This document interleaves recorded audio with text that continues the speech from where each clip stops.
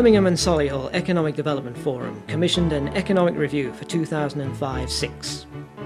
Although there are many differences between the City of Birmingham and the Metropolitan Borough of Solihull, this review looks at the area as a whole. It looks at the prospects for jobs and wealth from now to 2015, given what we know about planned expansion, economic trends, and skills needs. Birmingham and Solihull together provide the main centre for public administration, financial and business services, retailing, culture and higher education for the 5.3 million people of the West Midlands.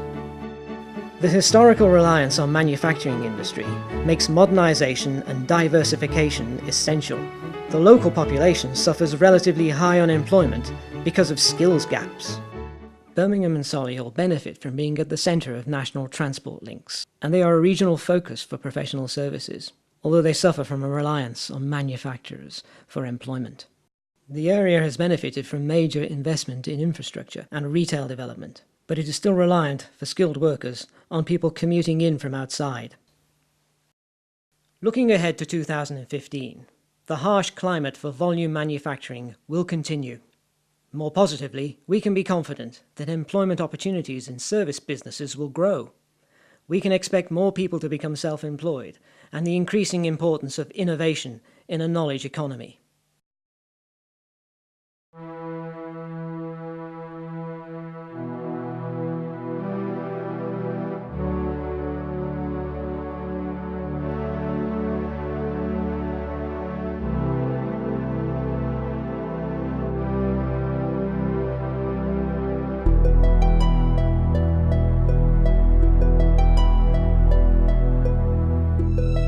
The Economic Review forecasts a net growth of jobs in Birmingham and Solihull by 2015.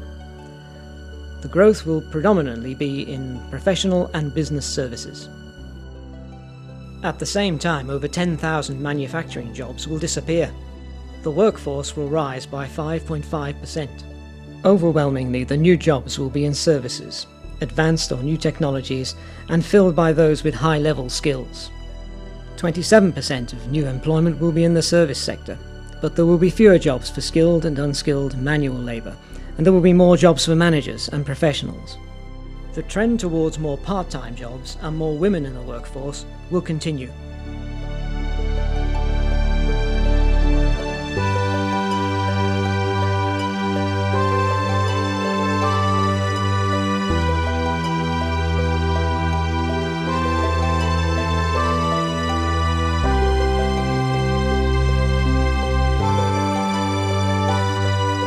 The overwhelming need to increase skills is reflected in the statistical analysis of the Economic Review. There is evidence that we are seeing improved skills levels as the profile of the workforce becomes younger and more ethnically diverse. The challenge we face is to close the skills gap quickly enough. We draw heavily from outside the area to fill jobs where local residents lack the skills or qualifications.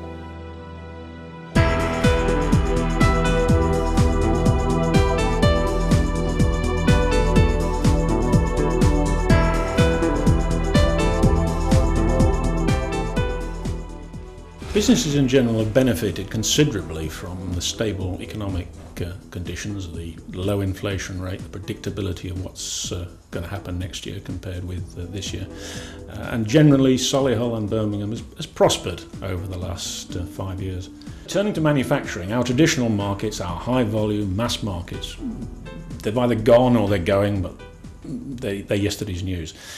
Now, we look at high specification, high quality. Yes, the costs have still got to be competitive and they've probably got to go down year after year, but there is a market there. You can be successful, you will be successful. We're successful here because we invest in people and we invest in equipment. That's the way to stay ahead. As a business community in Birmingham and Solihull, we have to invest. We have to invest in research and innovation. To do that, you need the skills. You need the skills of your current employees to be constantly improved. You need to recruit more engineers. We've got twice as many design engineers as we had 5 years ago. There's no choice. You have to do that to remain competitive.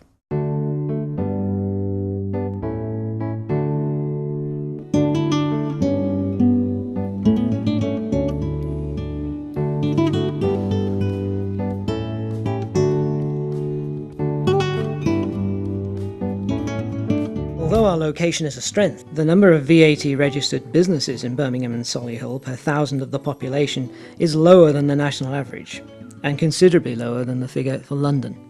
Self-employment levels and business survival rates are below the national average, but inner city Birmingham and North Solihull fare worse than the rest of the area. Manufacturing sector output will fall by over 10%, as service sector output will rise by over 5% to 2015. Businesses affected need to diversify. We can see opportunities for investment in research and development. There could also be closer links between universities and business, and economic expansion in high technology and science.